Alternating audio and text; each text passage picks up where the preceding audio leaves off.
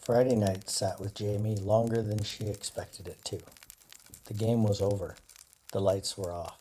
The noise had faded. But the feeling followed her home, into the quiet parts of the evening, into the space where her thoughts grew louder once there was nothing left to distract them. She hadn't played badly. That was the confusing part. She replayed moments anyway.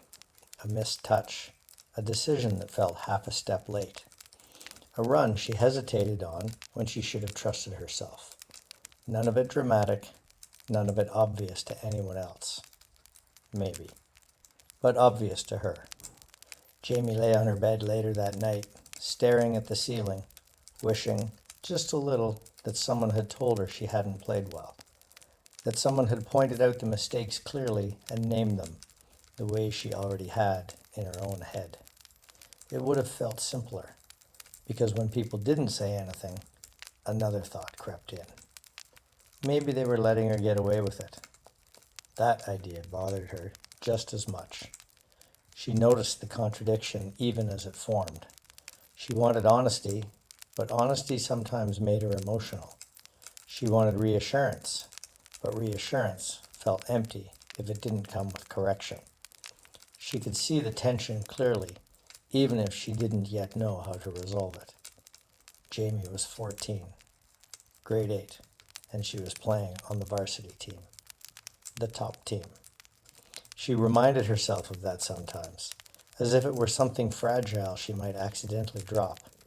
She belonged there. Her coaches had said so.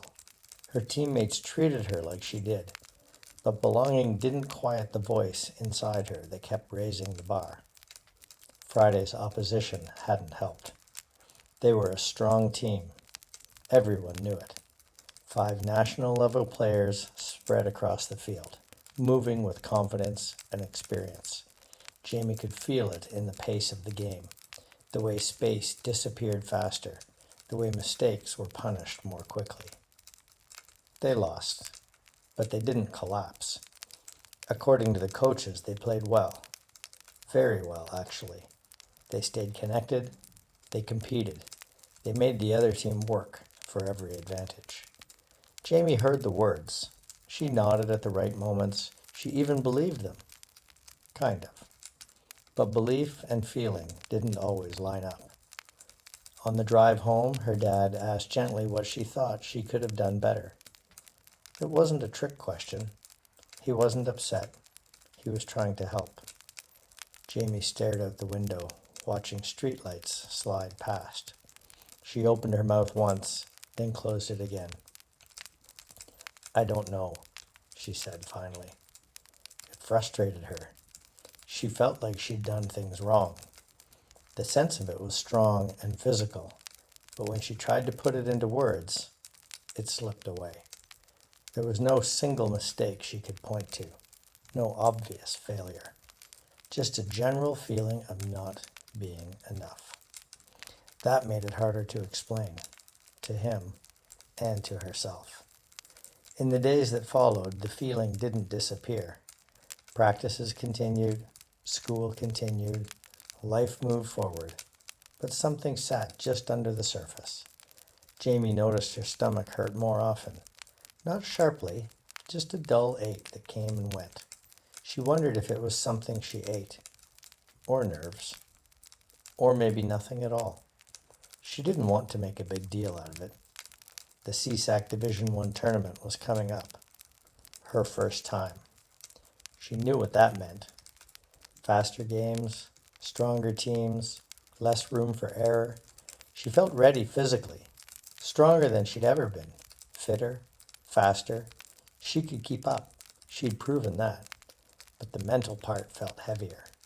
She loved the sport. That was the problem. And the gift, all at once.